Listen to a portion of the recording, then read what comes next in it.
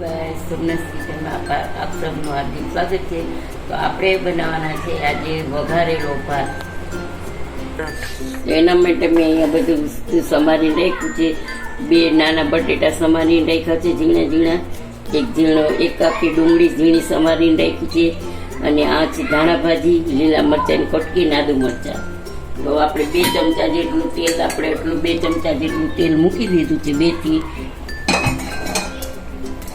2 ચમચા જેટલું જ છે. 2 ચમચા જેટલું તેલ મૂકી દીધું છે. એમાં આપણે થોડુંક નાખશું ઘી. 1/2 ચમચી જેટલું જાજુ નથી નાખવાનું. અને 1/2 વાટકી મેં આ 1/2 વાટકી ભાત છે ને, મેં 1/2 વાટકી ભાત પલાળીને રાખી દીધા છે. તો હવે આપણે નાખી દઈશું જીરું.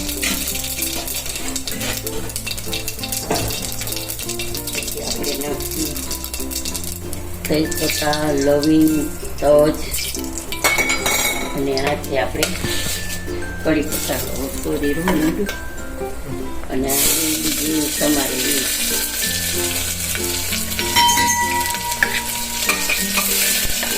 ચલાવી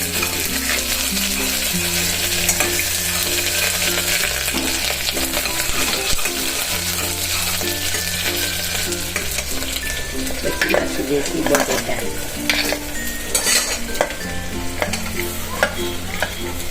અને આદુ મરચાંની પેસ્ટ છે એ આપણે નાખી દઈશું.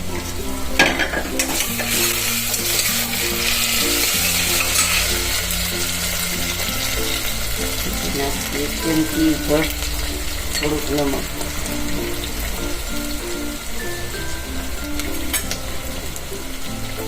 આપણે મસાલાવાળા બનાવી છીએ એટલે આપણે એમાં નાખીશું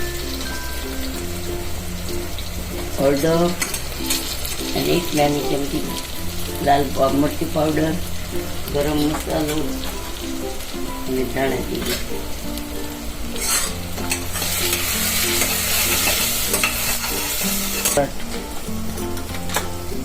ચાલો ગાઈસ, આપણે હિંગ નાખવાની રહી છે તો હિંગ નાખી દઈએ.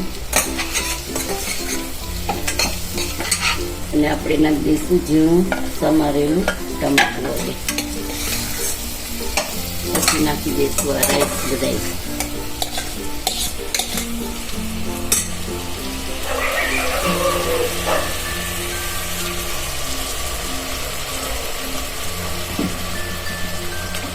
ગેસને હવે ફાસ્ટ કરી દઈશું આપણે.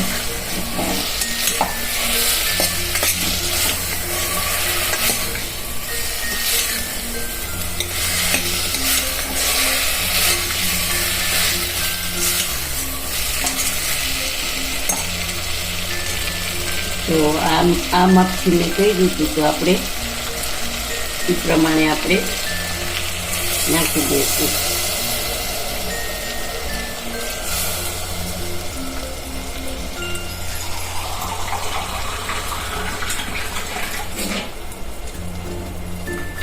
બે વાટકી નાખી ને આ 3 વાટકી, ચોથી વાટકી બસ.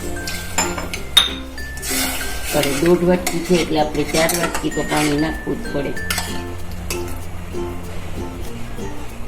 હવે આપણે ઉકળીએ એટલે આપણે એને બંધ કરી દઈશું અને 4 થી 4 વિસલ કરી નાખશું. તમારે કુકર જુદું હોય તો તમે 3 વિસલ કરજો, પણ મારા કુકરમાં જલ્દી સીટી થઈ જાય છે એટલે હું 4 વિસલ કરી છે આમાં. બોલો. ચાલો ગાઈસ, આપણે જોઈ જ લઈએ. આપણા ભાત થઈ ગયા છે સરસ રીતે.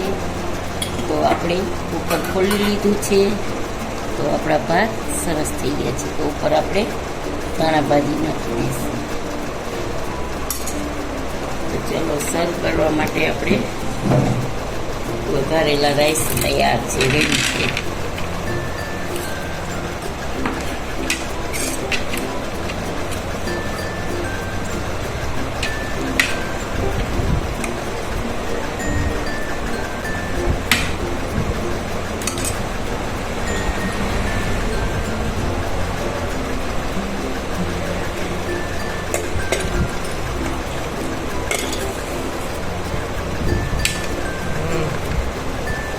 જોઈ શકો છો ગાઈસ, આમ રાઈસ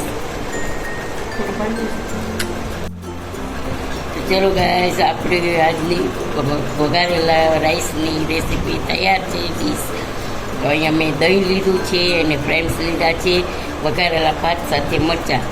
તો આજનો વિડીયો તમને કેવો લાગ્યો તે જરૂરથી જણાવજો. સબસ્ક્રાઈબ કરજો, લાઈક કરજો, શેર કરજો અને બેલ બટન પ્રેસ કરજો. કમેન્ટ કરીને જરૂરથી જણાવજો. પસંદ આવ્યો હોય મારો વિડીયો તો તમે કમેન્ટ કરીને જરૂરથી બતાવજો કે કેવો લાગ્યો.